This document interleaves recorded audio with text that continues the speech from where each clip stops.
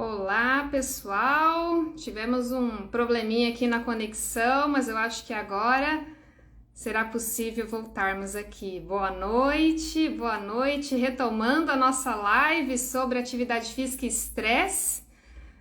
Vamos lá, todo mundo entrando, boas-vindas ao segmento da nossa série sobre síndrome de burnout. Hoje estamos aqui com o professor Fernando Catanho. Deixa eu fazer novamente o convite para o professor.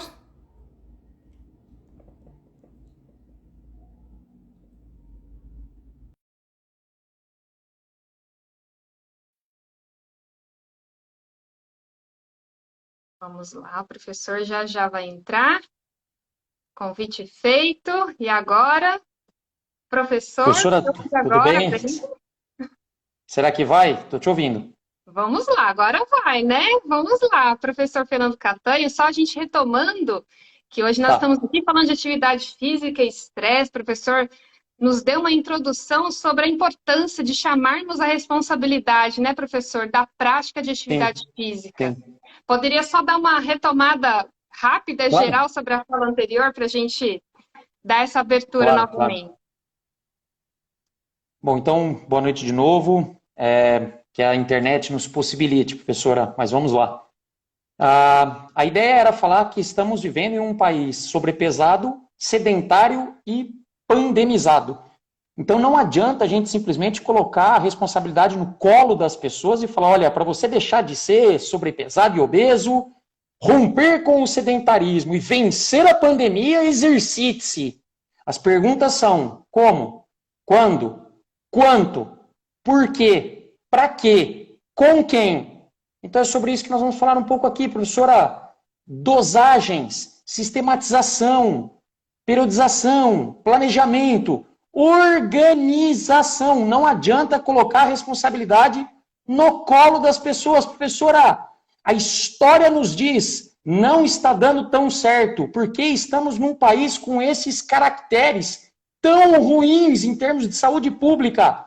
Porque provavelmente nós somos culpados também, professora. A nossa ansiedade muitas vezes é transpassada àqueles que nós atendemos. Então a gente tem responsabilidade nisso, pelo menos corresponsabilidade. Boa noite.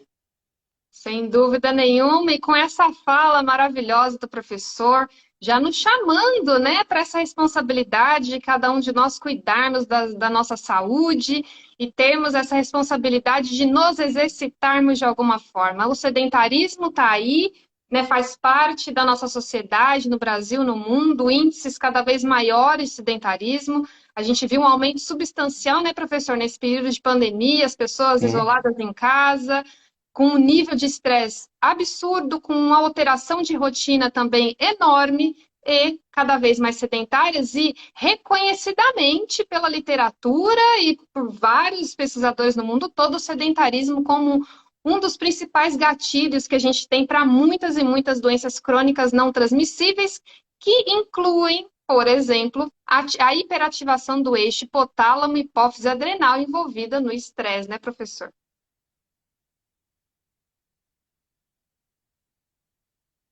A senhora deu uma travada aqui, a hiperativação do sistema hipotálamo, hipófise, desculpa. Adrenal, né? O eixo do Perfeito, estresse, né, professor? perfeito, perfeito. E aí nós temos um problema, né, professora? Porque aí você fala assim, o pau que bate em João, bate em Sebastião. Então nós temos uma dubiedade aqui que nos coloca sempre em xeque. Fala assim, então vamos fazer exercício físico para romper com a obesidade, o sobrepeso, o sedentarismo, a pandemia, vamos nos exercitar. Ok. Só que aí você vai ativar um sistema que vem sendo discutido aqui ao longo da semana da VP, que já está em muitas das pessoas hiperativado. Por isso que, pelo amor de São Cristóvão, não adianta colocar a responsabilidade no colo das pessoas sem ajudá-las a criar a resposta para essas perguntas. Como? Quanto? Por quê? Quando? Em que momento do dia? De tarde, de noite? Que tipo de exercício? Quantas séries? Quantas repetições? Quer dizer, não adianta a gente tentar tratar um problema, né, professora, que já traz ou que deriva de um estresse ou de uma hiperexcitação do sistema nervoso autônomo simpático, de uma hiperexcitação desse sistema que você lembrou muito bem, hipotálamo, hipófise, glândula adrenal, e nós vamos precisar disso para se exercitar. Então, assim, é aqui que eu digo sobre o problema da dubiedade. Nós precisaremos utilizar de um sistema fisiológico, claro que eu estou representando aqui de uma maneira pormenorizada, não é só esse, mas precisaremos utilizar de um sistema fisiológico endócrino que já está sendo extremamente utilizado, ativado por circunstâncias da vida.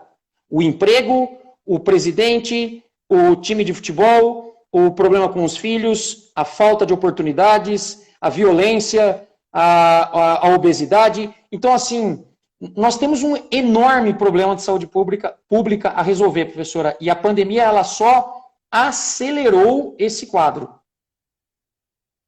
Sem dúvida nenhuma, professora. Os números que a gente vê, né, no nosso consultório e que as publicações têm colocado de maneira muito incisiva, esse aumento do índice de estresse entre as pessoas, né, a população, e entre os profissionais da área da saúde. Né? A doutora Beth Ayub nos trouxe segunda-feira à tona o quanto esses profissionais sofreram com esse gatilho, né, do estresse, dessa sobrecarga de trabalho, citando os profissionais da saúde como grandes vítimas, digamos assim, da síndrome de burnout, né, professor? E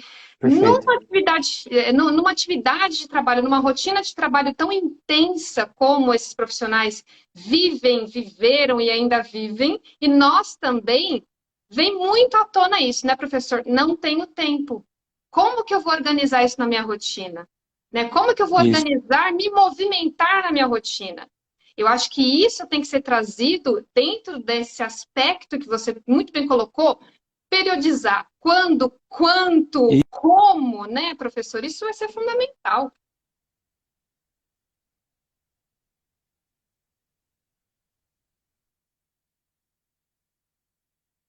Você terminou seu raciocínio? Professora, está me ouvindo? Estou ouvindo sim. Interessante. Um exemplo, eu estava estruturando a ficha de treinamento. Vocês estão me ouvindo? Sim, estamos sim. Hoje eu estava estruturando a ficha de treinamento de uma... Perfeito. Uma ficha de treinamento de uma aluna e ela coloca a disponibilidade de treinos, por exemplo, para 7 das ideias, tá? Então ela apresenta para mim a disponibilidade de treinar de segunda até domingo, ou de domingo até...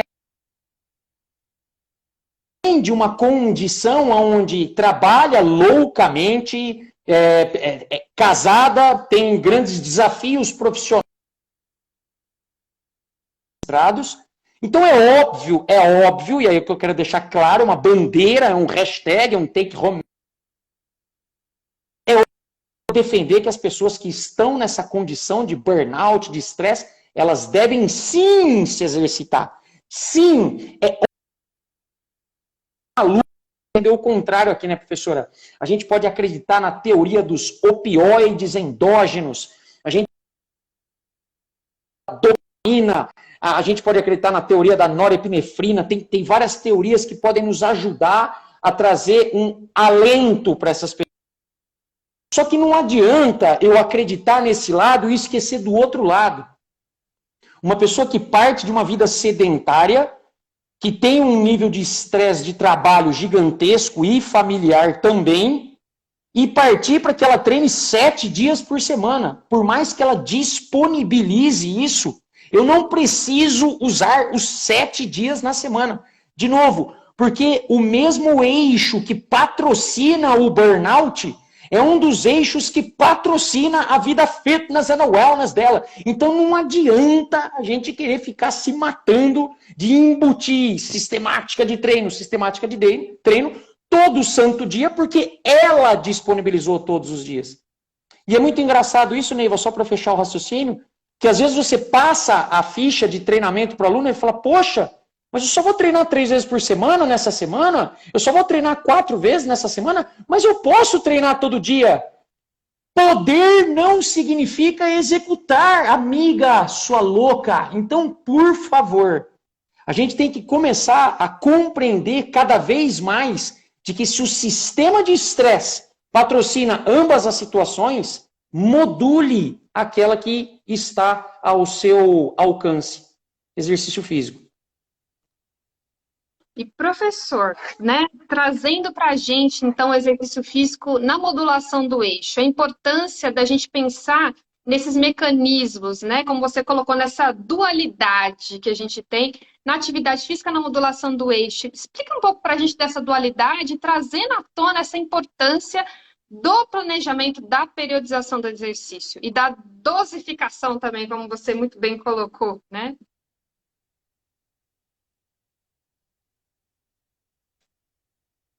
Essas palavras mágicas, né, professora? Exercício. Como que a gente faz isso na prática?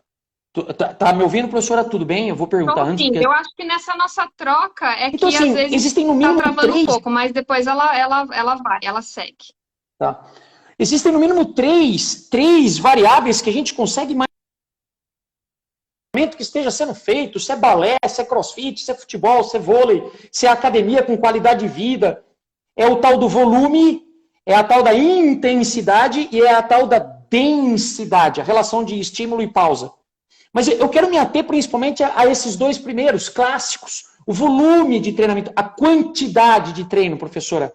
Eu fiz o doutorado estudando overtraining em ratos, em modelo animal, e um dos principais elementos que a gente usava para estressar o bichinho era o volume de treino. O volume. Não é à toa que os principais achados até aquela época, e continuam sendo, de overtraining, são modalidades que usam de excessivo e abusivo volume. Travessias aquáticas, o triatlon, os maratonistas. Então, assim, pelo amor de Deus, a gente tem que começar do básico.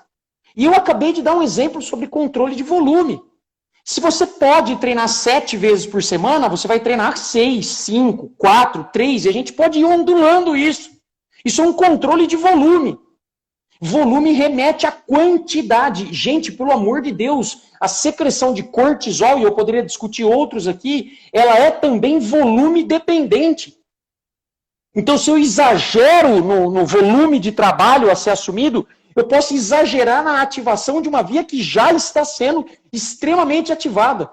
E sabe qual que é meu medo, professora? Para ser mais enfático, é você gerar uma ativação tão grande desse eixo que daqui um pouco a tua suprarrenal, eu não vou chamar isso daqui de fadiga adrenal, eu não acredito necessariamente nesse termo, mas já existem teorias na ciência que mostram que daqui um pouco a sua suprarrenal pode produzir menos cortisol. E esse é o fim, professora, porque o cortisol te deixar é o fim. Isso é o fim, é jogar a toalha. Se vira. E a segunda variável, só para eu não me esquecer aqui, a tal da intensidade de treinamento.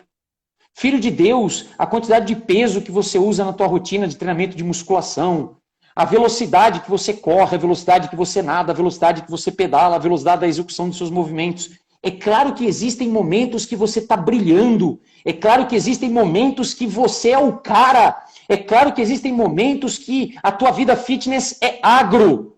Mas você tem que ter a humildade de reconhecer que tem dias que você tem que estar na parte de baixo da curva. Só isso.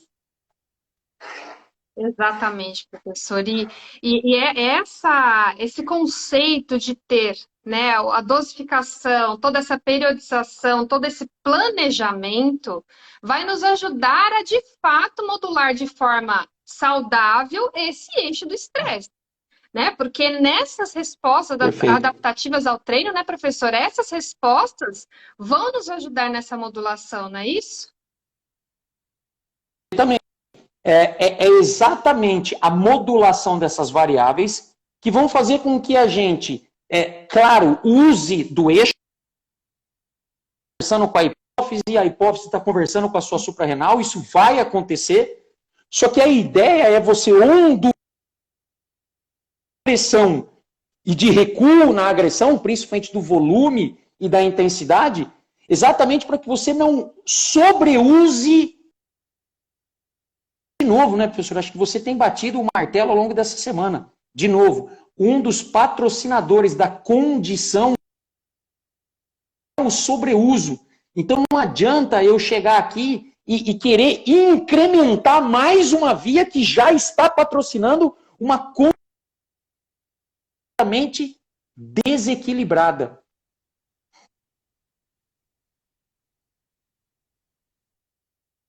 Oi, professor, tá me ouvindo? Acho que tá com um pouco de delay, mas tô te ouvindo agora. Tá me ouvindo? Tô ouvindo. Tá me ouvindo bem? Eu acho Onde que o que eu Instagram não cortei, tá professor? ajudando Onde a que gente eu... nessa nossa troca, né, professor?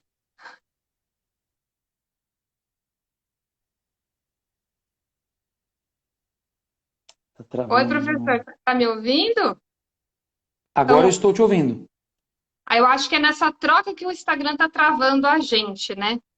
Mas eu acho que ficou bem claro, né, professor, essa importância da gente entender como dosificar tudo isso. E para isso a gente precisa muitas vezes de uma orientação, né, professor? A gente vai, não, eu vou hoje, vamos começar minha vida fitness and wellness, e já começa exagerando, já começa fazendo exercícios de forma desordenada, sem planejamento, sem dosar, de qualquer forma.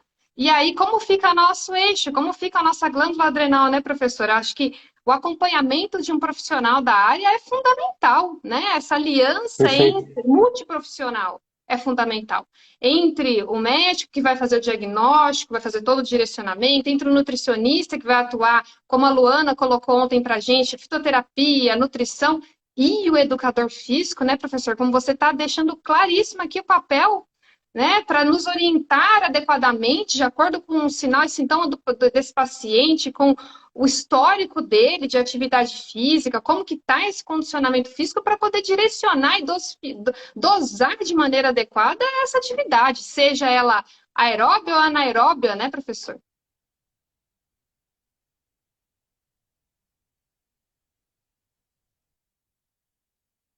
Que me cortou um pouquinho. Tá muito instável o meu sinal. Eu não sei se é o meu sinal. Oi, professor, me ouviu? Acho que agora está voltando.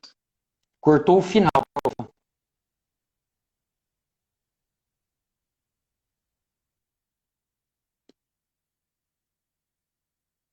Acho que o professor saiu. Vamos tentar voltar de novo hoje.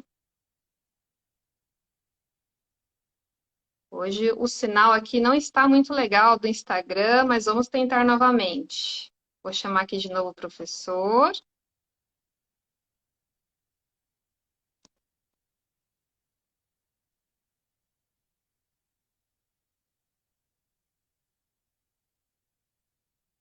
Vamos lá.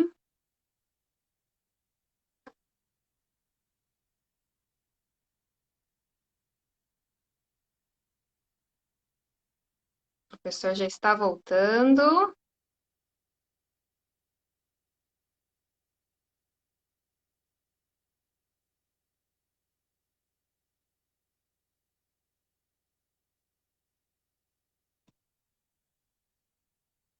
Travou, pessoal? Vocês estão me vendo? Estão me ouvindo? Comentem aí para mim se estão conseguindo me ouvir bem. O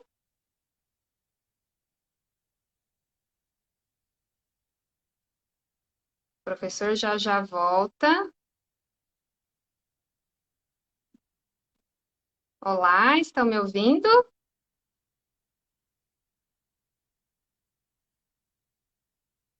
Enquanto o professor volta, vão deixando aí as dúvidas de vocês, deixem os comentários. Esse tema é super importante, né? Super fundamental aí para a gente entender um pouco mais sobre o papel da atividade física na, na síndrome de burnout, na modulação do estresse. Você que é profissional da saúde, né? Você que é nutri, educador físico, né? Então, vão deixando aí as dúvidas de vocês. Vocês atendem muitos pacientes com esses quadros? Esses pacientes muitas vezes têm um nível de sedentarismo grande? Tragam aí para a gente nos comentários. Aí, quando o professor voltar, a gente já vai retomando essa discussão, né? Coloquem as dúvidas de vocês. Vamos lá.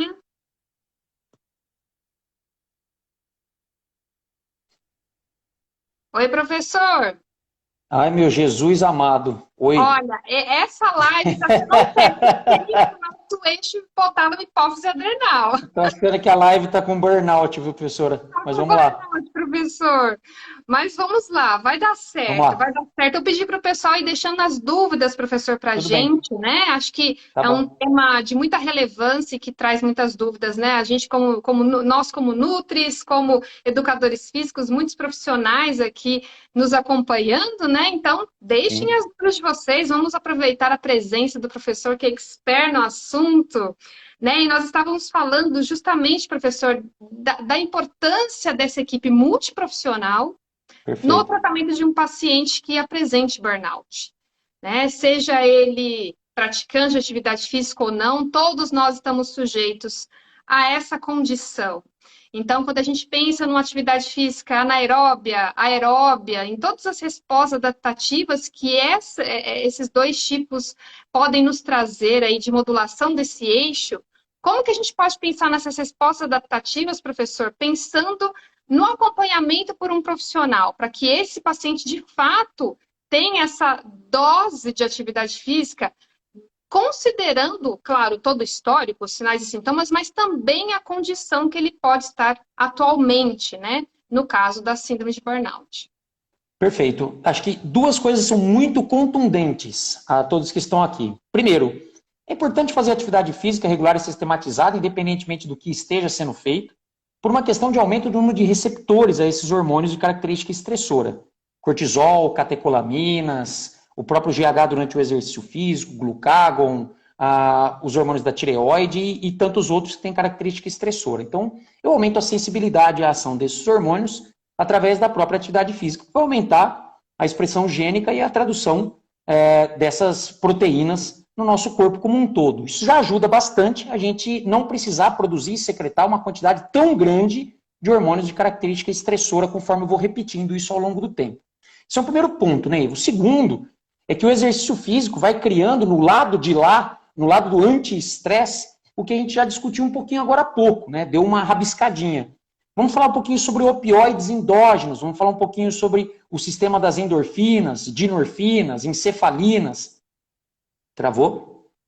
Tudo tranquilo? Não, tá tranquilo, pode Então tá seguir. bom. As dinorfinas, encefalinas, né, as endorfinas tão conhecidas, e o próprio sistema dopaminérgico, os endocannabinoides, a endomorfina, quer dizer, tantas substâncias que podem ser produzidas principalmente pela hipófise anterior e que vão nos ajudar bastante nessa sensação de bem-estar, analgesia, antioxidação, anti-inflamação, geroproteção, né, anticarcinogênicas. Então, quer dizer, são substâncias que trazem bem-estar, que trazem afago, que trazem equilíbrio, que trazem subversão desse quadro estressor do eixo hipotálamo, hipófise, glândula, de cortisol, de catecolamina. É para isso.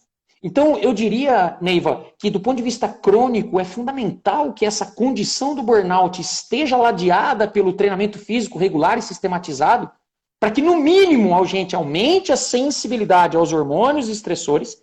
Isso faz com que a produção e secreção possa ser controlada e, por um outro lado, a compensação através dos opioides, do sistema dopaminérgico, do sistema serotoninérgico, possam nos ajudar a criar um afago. A vida está difícil, professora. O sujeito está dando Ctrl Alt Del. Então a gente precisa criar afago, e o afago pode vir disso daí, de endorfina, de encefalina, de dinorfina. Agora, a questão é, professora, não adianta querer achar que com um dia, com uma semana, o resultado aparece. Até porque isso é sujeito dependente. Eu me arriscaria a dizer que com menos de 3 meses, os efeitos vão ser muito fugazes. Mais do que 3 meses. Só que 3 meses não se resolve entre hoje e a semana que vem. Se você quer sambar no carnaval, isso é problema seu e não meu. Compra uma fantasia de corpo e põe em cima do seu. Pelo amor de Deus, não me culpe por isso. O que você construiu de legado para chegar num burnout, pelo amor de Deus, eu não desconstruo em 10 dias, em 20 dias. Eu não sou milagreiro, professora. Sou professor. Professor, aí vem mais uma palavrinha mágica que é a constância, né? Isso. é você ter constância. Não adianta o milagre com pequenas pitadas, né? Já vou ali, faço uma caminhada de meia hora, aí fico uma semana, 2 meses sem fazer nada, Isso, esperando que o milagre venha e caia no nosso colo.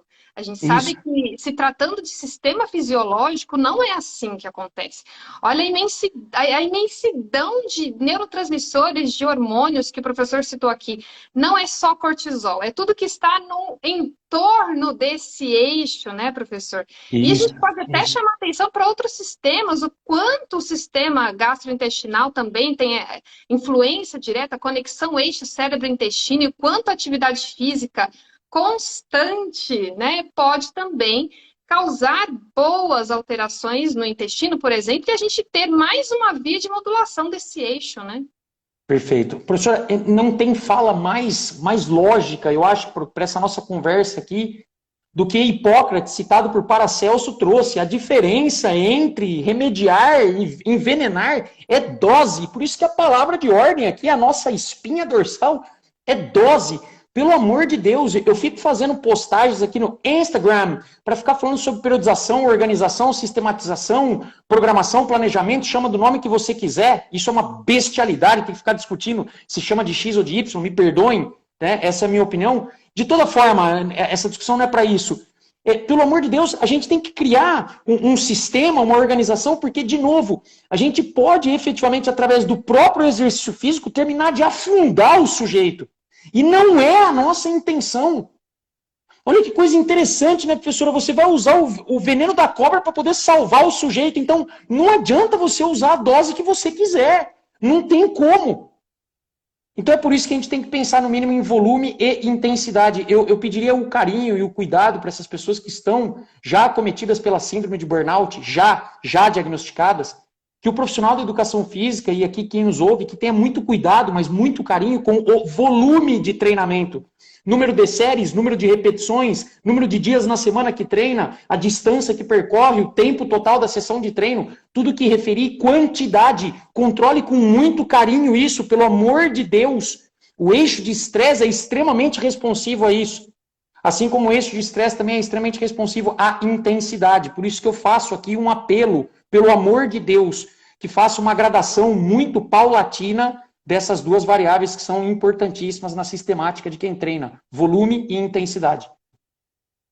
E, professor, nesses diferentes ambientes, né, quando a gente pensa tanto no fitness and wellness, né, quanto no próprio atleta, que também não está ali livre, né, de passar por uma condição como a síndrome de burnout. Então, Sim. como que isso funciona nesses diferentes ambientes? Vale também, obviamente, essa questão da dosagem, da constância, ou tem algumas diferenças que a gente acaba tendo que considerar quando o indivíduo já é um praticante mais assíduo, digamos assim, de mais alta intensidade, de mais alto rendimento? Há um olhar diferenciado para esses indivíduos também? Na minha opinião, não, profa. Nós temos um problema gigantesco. Grande parte das pessoas tem trazido o ambiente do atleta para esses sujeitos que estão aí governando empresas, que estão com problemas familiares homéricos, que estão passando por pandemia, que estão com falta de dinheiro, que estão com desemprego. Então, assim, você traz uma rotina atlética para um sujeito que não tem condições atléticas para tal. Eu não faço diferença nenhuma, para ser bem sincero, Neiva. O burnout, ele já traz uma condição de sobreuso, não só da psique, mas do sistema como um todo, que se a gente exagera na dose do exercício físico que a gente vai submeter esse sujeito, eu não vejo grandes diferenças desse cenário para o cenário daquele triatleta profissional, aquele lutador profissional, aquele voleibolista profissional, que também são extremamente acometidos porque, além de sofrerem o estresse da pressão do patrocinador, da equipe, da torcida, da família, também tem que treinar bastante, viajar bastante, se desgastar bastante, ficar muito tempo esperando o avião, ficar muito tempo passando fome, ficar desidratado. Então, quer dizer, são condições muito parelhas. Veja que coisa maluca, Neiva. Nós estamos trazendo um universo atlético de alto nível para a vida de pessoas que não têm condição nenhuma de assumir o alto nível. Pelo amor de Deus, gente. Pelo amor de Deus. Mas, professor, eu tenho aqui todas as tardes para treinar meu filho. Vai empinar a pipa, vai fazer meditação, vai fazer yoga, tai chi chuan, vai se relacionar. Tem coisa que eu não posso falar aqui, porque acho que o horário ainda não permite, professora, mas, enfim, use a sua criatividade. Mas vai fazer, inclusive, toma cuidado com o volume e a intensidade, se você estiver querendo fazer o que eu estou aqui sugerindo mentalmente para vocês. Mas, por favor, de novo, não queira mimetizar na tua vida a condição atlética que você não tem condições de corresponder. Até porque você já pode estar acometida pelo quadro, né, professora? E se ele já foi diagnosticado, o exercício físico tem que ser mais um dos antídotos não farmacológicos para tentar te ajudar a sair daí, desse buraco que você já entrou.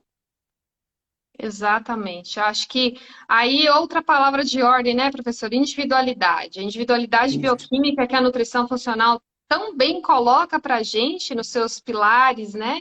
É a gente olhar para esse indivíduo com esse afago, como o professor muito bem colocou, se atentando a essas individualidades, né? Porque a gente sabe que é uma das principais recomendações para quem está enfrentando um período de estresse ou até mesmo burnout, a prática de atividade física. Mas eu acho que essa live vem com algo super importante que o professor está colocando, que é ok, vai ser importante, mas dosar isso, quantificar isso, Isso. como, quando, como, e a constância disso vai ser tão importante quanto para a gente dosar o quanto isso pode ser um antídoto ou um veneno, porque Perfeito.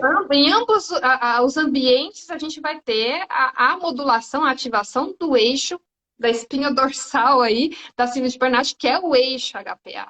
Né? Então, a gente Isso. precisa ter esse olhar e não apenas dizer, olha, pratica atividade física, ponto final, ok, mas como, quando, por quê? Acho que são perguntas que a gente precisa se fazer enquanto profissionais e que o nosso paciente também precisa buscar essas respostas como profissional, né, qualificado para isso, que é o educador físico, né, professor? Perfeito. Por Deixa eu favor, só pelo fazer amor um. de Deus. Perfeito, eu quero fazer só um ponderando aqui, porque às vezes as pessoas estão se perguntando, poxa, mas o que eu posso usar como métricas de dosificação? Eu gosto de dividir essas métricas em 3 grandes ambientes, professora, na minha rotina de trabalho. E não sou eu que faço isso, eu aprendi isso com a ciência e a prática. São 3 métricas, são 3 bases. A base fisiológica, a base imunológica e a base psicossociológica. Então, você, como profissional da área da saúde, questione elementos da base fisiológica. Me fala sobre sua menstruação. Tem amenorreia? Tem oligomenorreia? Tá doendo? Não tá doendo? A dor de cabeça? Tá animada? Não tá animada? O hálito tá cetônico? Não tá? Como é que tá a situação? Né? Tá indo no banheiro? Não tá? Tá tendo a imunossupressão, vou falar daqui um pouco. Enfim, olhe para a parte fisiológica. Olhe para a parte fisiológica. O cortisol em excesso não tem a ver com ressecamento da pele, queda de cabelo e muitos outros sinais? Poxa, dá uma olhada nisso, na parte fisiológica. Segundo grande aspecto, a parte imunológica. Se você tiver um exame de sangue, ótimo, o exame de sangue te ajuda. Se não, você pode olhar para sinais e sintomas. Né? Incidência de gripe, febre, resfriado, baixa da imunidade, a afta, de novo, a queda de cabelo, ressecamento da pele, letargia, acorda cansado, o sono não está bom, o sono pode entrar na parte fisiológica também, qualidade e quantidade. Terceiro, psicossociológico. Está indo no shopping, não está indo no shopping, está afim de sair com os amigos, não está afim de sair com os amigos, está meio desanimado, desanimado 1 semana, 2 semanas, 5 semanas, 8 semanas, 10 semanas. E para amarrar esse compêndio todo, professora, a educação física coloca mais uma cerejinha. A performance, o desempenho. Então eu estou olhando para uma Neiva, que eu estou olhando para você fisiologicamente, eu estou olhando para você imunologicamente, eu estou olhando para você psicossociologicamente e estou olhando para você performaticamente. Junto esses 4 elementos e fala assim, Neiva, vai dar merda. Com o perdão da palavra, professora, já falei, vai dar merda. Pronto. Tenham suas diretrizes para que você tome suas atitudes. Até o que a Valéria acabou de comentar aí pra gente, é essa visão integrativa. De que Isso, o nosso é um ser orgânico plural, ele é plural.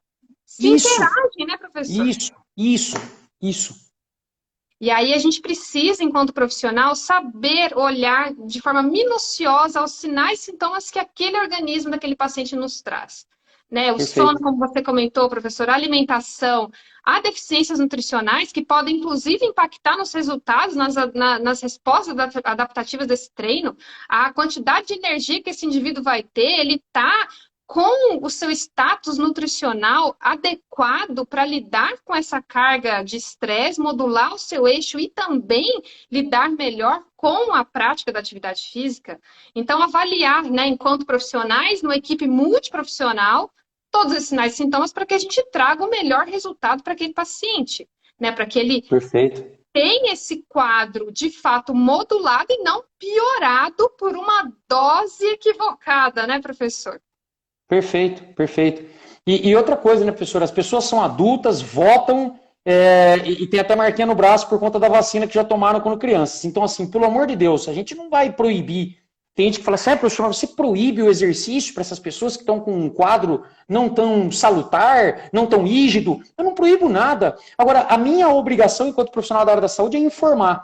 Eu dei um exemplo agora há pouco, foi essa pessoa que tem um quadro de trabalho, estresse absurdo, e coloca a disponibilidade de treinar 7 vezes por semana. Não, não vou usar, não preciso dar um tiro de bazuca nesse sujeito já na primeira semana. Não precisa, né? Então, essa é uma forma de criar essa modulação.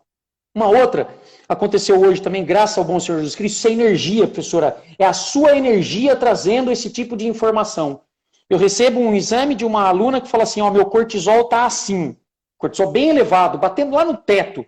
Então, assim, essa seria uma semana para, como diria minha avó também, professora, não inventa moda. Não inventa moda. Nossa, professor, eu vou fazer uma travessia, eu vou pedalar daqui até Massachusetts, eu vou daqui até Vladivostok. Não, não, meu filho, não. Essa semana parece não ser uma semana adequada para você inventar moda. Aliás, talvez esse mesociclo não seja um mesociclo adequado para você inventar moda. É só isso. É só isso. Eu não estou querendo reinventar a roda e proibir ninguém de nada. Agora a gente tem que informar as pessoas. É o nosso papel enquanto profissionais da área da saúde, né, professor?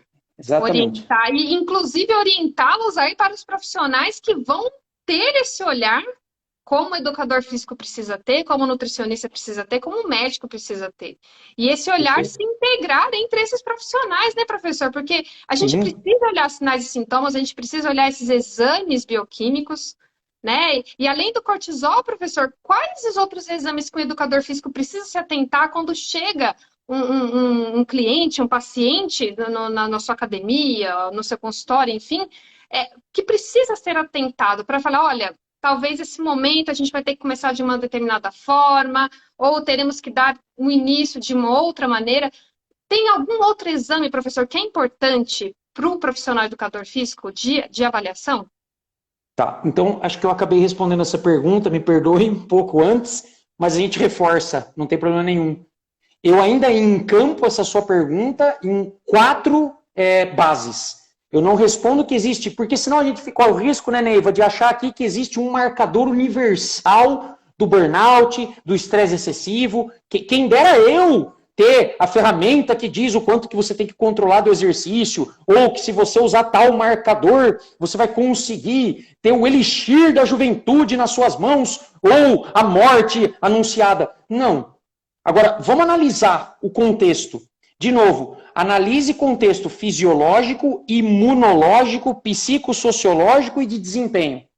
O desempenho está com a gente testa a resistência, a força, a potência, a flexibilidade, a mobilidade, as capacidades físicas, biomotoras. Beleza. Na parte fisiológica, um questionário bem feito, uma anamnese bem feita, Neiva, diz muito, diz muito. Na parte imunológica também, mas aí você pode acrescer ao cortisol, que parece o mais óbvio de todos, as catecolaminas, seria bastante importante a quantificação delas. Geralmente os laboratórios vão trazer lá pra gente a adrenalina, a noradrenalina e a dopamina. Seria bem interessante se conseguir a quantificação de alguma coisa que possa falar sobre prazer, né? Além da dopamina, falar da serotonina, da endorfina, também nos ajudaria. E o básico, professor, um belo de um hemograma. Um belo de um hemograma, professora, quanto que nos diz um belo de um hemograma?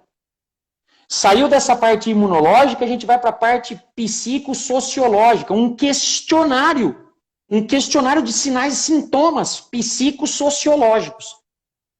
Aí eu acredito que a gente conseguiu fechar a condição. De novo, eu me resumi aqui basicamente a alguns hormônios, os que estão do lado do ataque e os que estão do lado do prazer. Seria interessante a gente ter alguma sinalização e também poder investigar legado.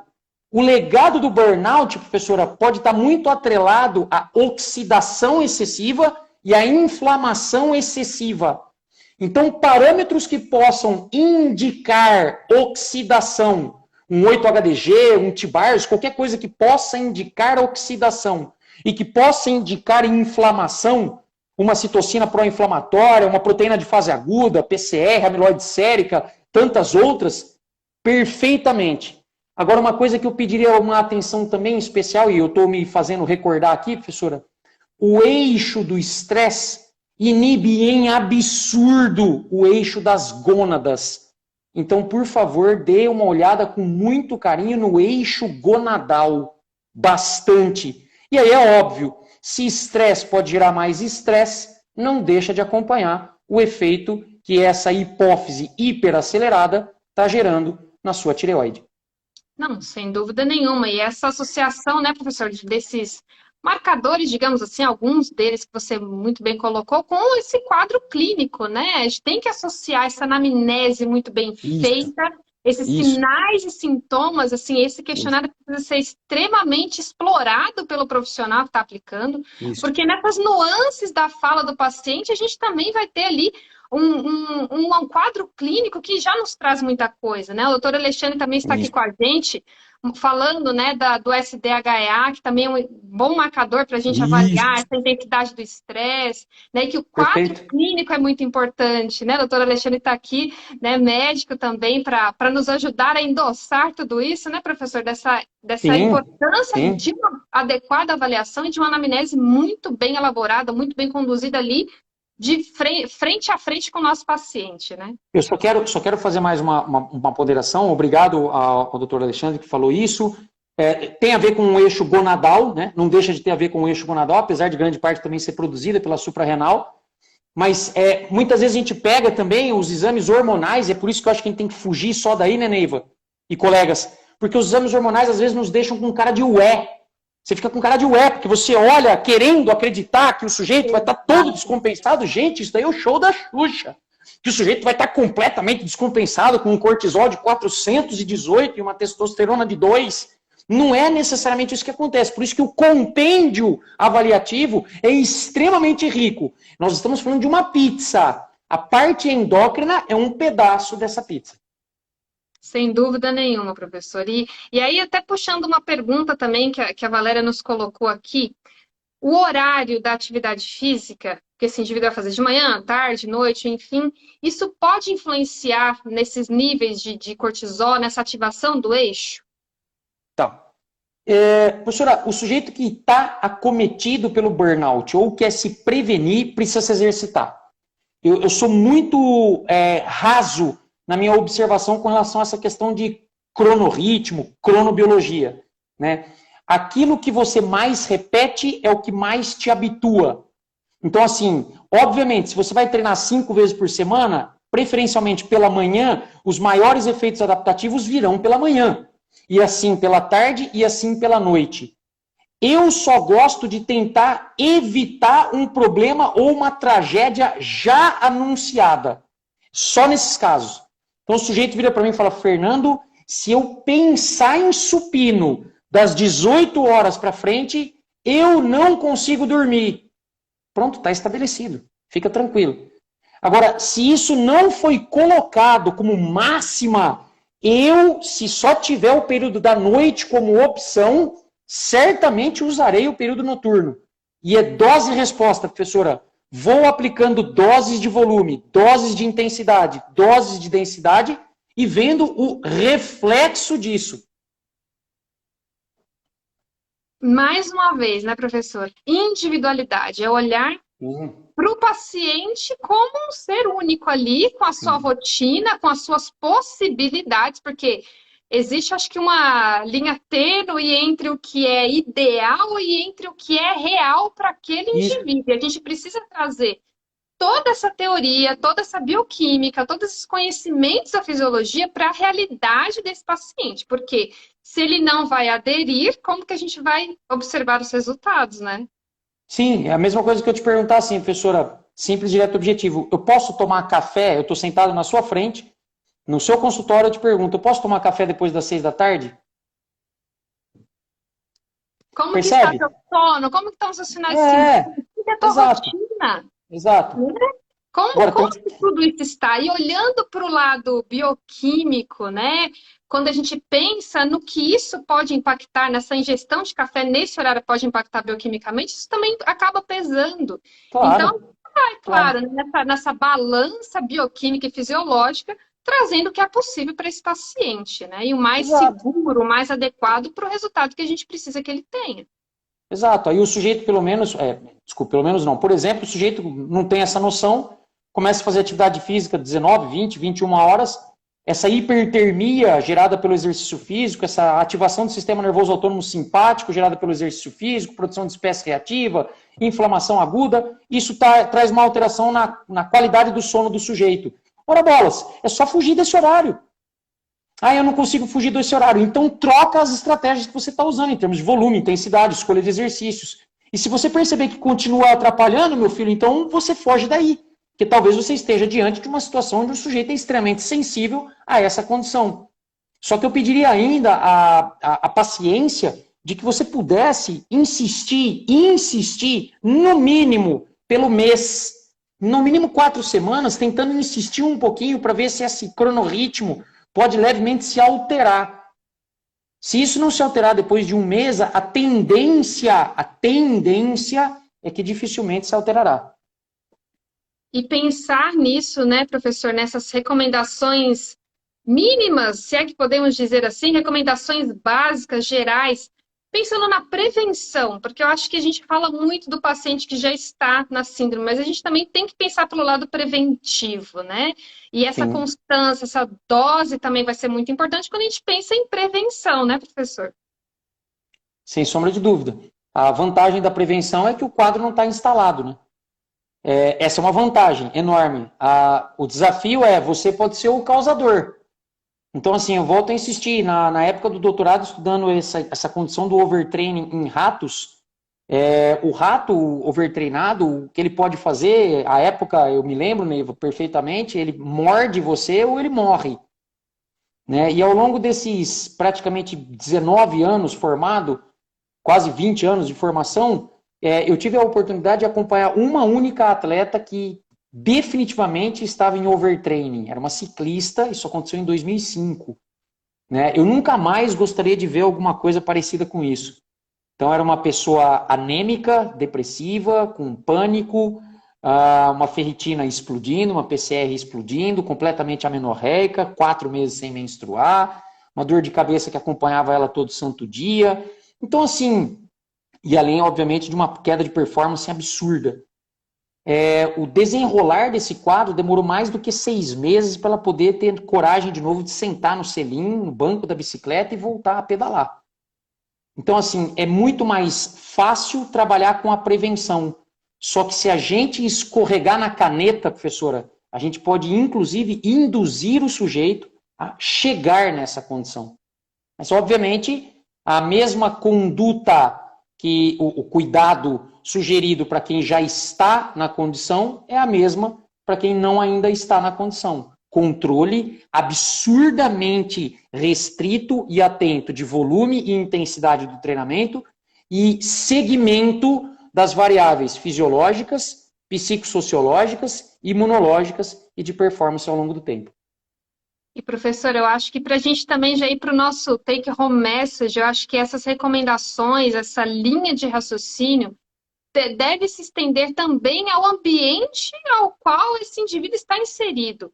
Né? Acho que teve Perfeito. 2 comentários aqui, tanto do doutor Alexandre, quanto também aqui da Rosiane, falando que atendeu um paciente que dorme de 3 a 4 horas por noite, trabalho dia e treina às 20 horas. Então, esse paciente, né, nesse quadro de privação de sono, de restrição de sono, dentre várias outros gatilhos variáveis, se a gente não trabalha também com uma minimização desses gatilhos, né? Só alimentação, só atividade física não vai ser o grande milagre da vez. É o conjunto da obra é que vai levar esse paciente para uma melhora desse quadro, né?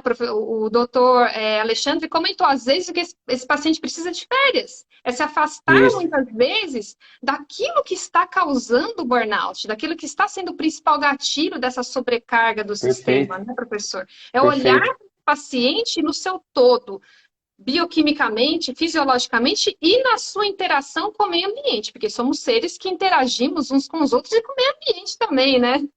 Perfeito. E ao longo desse tempo, e corroborando um pouco com essa reflexão trazida por você, pelo médico que falou aqui, né, de se afastar do evento ou do agente agressor, intrigante, irritante, mais contundente, ao longo desse tempo também trabalhando, quase 20 anos, não estava fazendo as contas de cabeça aqui, praticamente 20 anos de formado, teve um caso que também me chamou bastante a atenção. Eu trabalhava com um aluno de personal que tinha uma vida completamente desequilibrada em termos de sono, de intestino, de trabalho, workaholic total, e escolheu fazer triatlon porque teve uma época que o triatlon virou uma febrezinha e vamos fazer triatlon, né? Provas curtas, mas era triatlon. Então, como o sujeito era extremamente ativo, né? Poxa, como que eu não posso fazer triatlon? Falei, não, eu não estou falando que você não pode fazer triatlon, mas você talvez tenha outras coisas para escolher antes do triatlon. Agora, se você quiser fazer o tal do triatlon, a gente pode programar que você faça provas para daqui a um bom tempo. Não, mas já tem provas para o mês que vem, para daqui 2 meses. Aí eu costumo dizer, professora, que a gente tem que se posicionar. Então eu vou te passar o INERT Training Program. Então eu passava um sistema de treinamento para ele, que era um sistema de treinamento muito tranquilo, muito fácil de ser executado. E eu me lembro perfeitamente quando fui questionado, por que o meu treino é tão fraco? Eu falei, porque a tua vida é desgraçada. Eu só não usei essa palavra, tá? A sua vida é desgraçada e eu não vou desgraçar mais a sua vida com o treino. Ele efetivamente, rapidamente, como se fosse um winner de devolução, ele falou assim, então eu não quero mais o seu serviço. E eu internamente também não falei, a porta da rua é serventia da casa. Pode ir embora. Porque eu, como profissional, tentei demonstrar a ele. Falou, olha, a vida que você leva, como diria minha avó também, professor, eu gosto muito dos ditados da minha avó, já falecida em Catanduva, não orna a sua vida, não orna com um triatleta, ou com a vida de um triatleta. Então, se você quer disputar a taça quarteirão daqui a 1 ano, você conta com a minha ajuda. Agora, se você já quer ir pagar de triatleta, o corpício de triatleta, naquela roupinha toda apertadinha, com suas gônadas aparecendo o mês que vem em Florianópolis, não conte comigo, não conte com a minha anuência, não conte com o meu patrocínio. É a responsabilidade enquanto profissional. É aquilo que o paciente quer e nos traz, e a nossa responsabilidade enquanto profissional. Exato. Né? Porque Exato. teremos responsabilidade sobre o que poderá acontecer nesse indivíduo. Né? Claro, claro. Aí você fala assim, Fernando, mas que covardia! Professora, eu tive a oportunidade de trabalhar com alto nível. No alto nível você vai pegar a face do sujeito e vai esfolar no chão. Porque ele precisa performar, ele precisa ganhar, ele precisa de patrocínio, ele precisa aparecer na TV, ele precisa ter retorno, ele paga as contas da CPFL com o corpício dele. Não é o caso desse sujeito. Então, se a gente não souber fazer uma mineração das condições, nós estamos ferrados. E olha, a Valéria acabou de colocar que conheceu um triatleta não profissional que por overtraining foi a óbito. Então, é algo muito sério, né, professor? Claro. Extremamente sério. Claro. E a nossa nos chamar a responsabilidade, e eu acho que nessa live, professor, já vou te agradecendo pela tua presença aqui.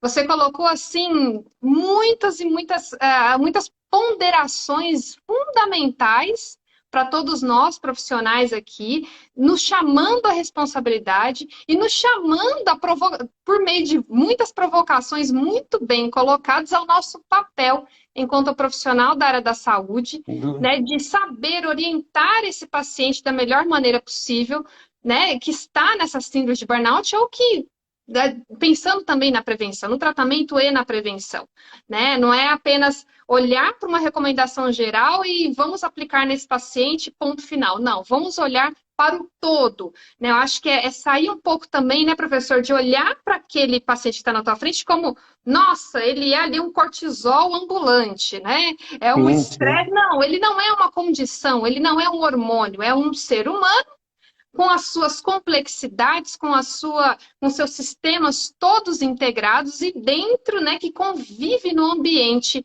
social e, né, e também ambiente, né, natureza, digamos assim. Então, olhar para essas interações, né, e para esse indivíduo como um todo, nesse olhar integrativo que você brilhantemente nos colocou, vai ser fundamental quando a gente pensa aí nos potenciais efeitos que a atividade física vai ter para esse indivíduo, né? É sair da receitinha de bolo, né, professor?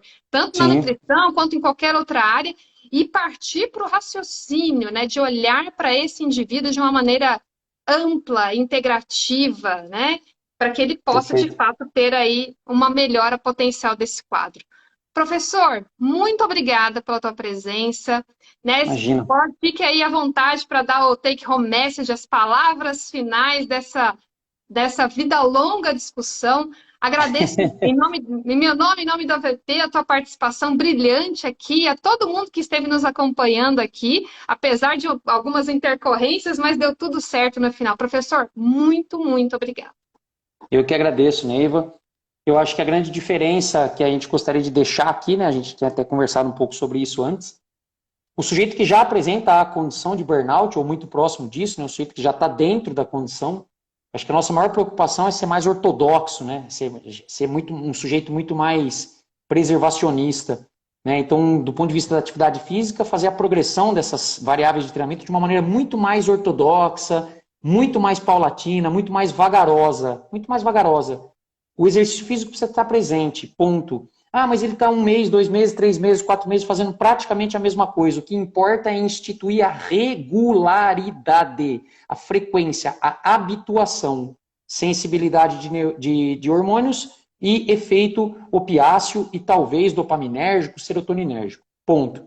O sujeito que não está na condição de burnout, a gente pode ser mais audacioso, mas a audácia conta sempre com o nosso controle. E o controle são as avaliações de ordem fisiológica, psicossociológica, imunológica e de desempenho. Tá bom? Acho que é isso. É isso que nos municia para que a gente tome decisões. E fazendo isso, pode dar errado, Neiva. Isso não é significado de que vai dar certo, porque existe uma dose de empirismo na própria aplicação da ciência do treinamento. Muito obrigado. Boa noite. Obrigada, professor. Belas palavras finais. Que fique aí a reflexão para todos nós, profissionais da saúde, que lidamos aí todos os dias com esses quadros e que temos que ter muita responsabilidade nas nossas atuações, nas nossas condutas profissionais e, claro, sempre direcionar esse paciente para profissionais gabaritados e qualificados para cada uma das disciplinas que vão ser necessárias serem trabalhadas com esses pacientes. Obrigada a Perfeito. todo mundo que esteve aqui com a gente. Valeu. Professor, muito obrigada Obrigado. e Beijo. vida longa discussão. Tchau, Amém. tchau, E pessoal. você está me devendo uma churrascaria, hein? Você já sabe Olha, disso. olha, Para mim e para Dona Onça. Olha só lá, aqui hein? em São Paulo, tá? Já vamos agendar, com certeza. Muito Tchau, fica com obrigada, Deus. professor. Tchau, Obrigado. pessoal. Boa Tchau. noite.